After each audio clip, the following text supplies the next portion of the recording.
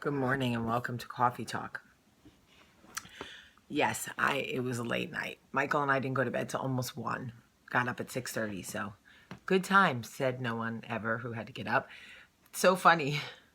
You could stay out and party like a rock star till 1 o'clock in the morning if you want to, but when you're a parent, you're still getting up at 6:30 with the first kid that comes down the steps. That's the interesting thing. You're like, yes, I got a sitter that'll let us stay out late. You're still getting up in the morning. Two of the funniest things I heard ever from my children this morning. If only I was less tired, I could have laughed harder. First, I said to Olivia, how do you want to eat your eggs? She said, with a fork. Touche. And then I said to Max, if you don't get dressed, what is the worst thing that can happen? Take me to the worst case scenario right now, meaning that he would be late for school. And he goes, oh, the worst thing that could happen in the morning? I go, yeah. He goes,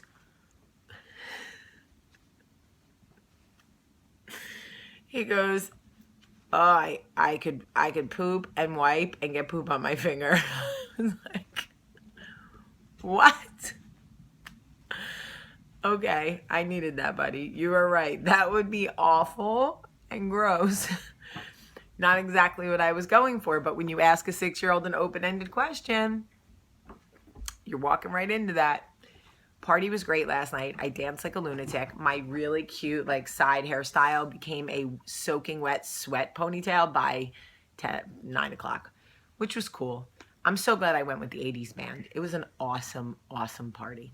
It really was. And now it's Leanne's birthday today. So for all of you who watch Jersey Belle who know who Leanne is, please send her some love. Go over to her page and send her some love.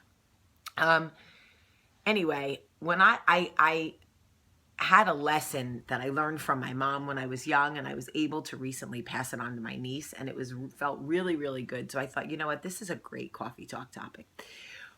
When I was young, I had a boyfriend in high school who was older than me and bad for me in every which way that a boy could be bad for you. But when you're young and you believe you can save people because you think your life is a fairy tale, you don't see all the bad things that mom sees. Moms see people that are bad for us almost immediately.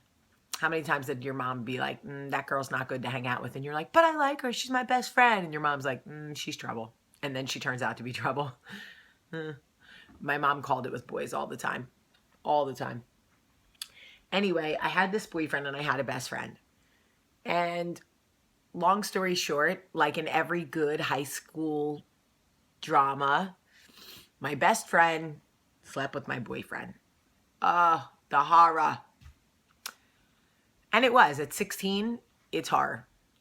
It's devastating. And I've told you that story before. I won't tell you again, but I remember the lesson my mom taught me. I was crazy. I was a lunatic. We all know that. I was trying to kill this girl, beat her up, find her, smoke her out. I was like a Marine. And the drama went on for weeks. The fighting, the crying, the high school nonsense. And one day my mom came into my bedroom after he and I had been yelling on the phone. And she said to me, what is it that you're fighting for? What are you fighting for here? And I said, I'm fighting for him. I love him. And she said, no, honey, you are not fighting for him. You are competing for him. There is a difference. And I was like, it sucked the air out of me. And she was like, this is your ego. There are a couple of things happening here. You don't want to lose to this girl. You want to come out the victor. You want to somehow salvage your relationship. So in the end, you can say, he chose me and not you. That is not fighting. That is competing. You want to win something. If the two of you had broken up because you did something wrong and you had to fight for the relationship and you had to prove to him that you could be the girl you know you could be, that's fighting for something. Him cheating on you with your best friend And you fighting with her and fighting with him is not fighting for the relationship. You are competing for a broken relationship. That is what's happening. You are right now competing for a man who slept with your best friend. And it was so eye-opening for me because I took that sentiment and carried it throughout the rest of my life. I didn't always follow it, but I heard it. How many times I was in a situation and I said to myself, am I fighting for something or am I competing over something? What is actually happening here? Sometimes I knew I was competing, but I was determined to win. But it is much healthier to know what you are actually doing and what you're putting your energy into, because I am at the age now where I will fight for you. I will fight for our friendship. I will fight for our marriage, but I will not compete over you. I will not compete. Hear me loud and clear. Anybody in my life, and I hope you share the same message. I will fight for meaningful relationships in my life. If I have done something to hurt you or if I have somehow wronged you, I will apologize. I will do everything I can to make it right. I will fight for us, but I will not compete for you. I will not compete for your, if we are friends and you continue to choose other people over me, I will not compete with that. Go. If there are things calling you in another direction, I am happy to let you go to them because that is what your soul needs right now. And I will not stand in anybody's way anymore. In my marriage, same thing. You want to lie to me about playing golf, you want to whatever, I will not compete with the nonsense.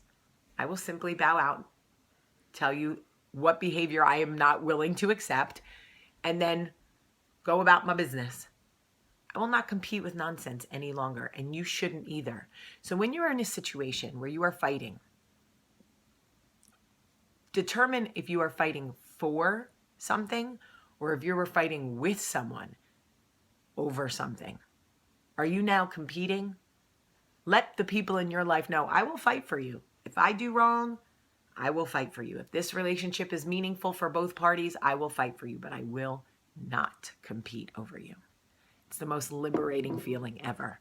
It is Friday, folks. It is Friday. Oh, it's Friday.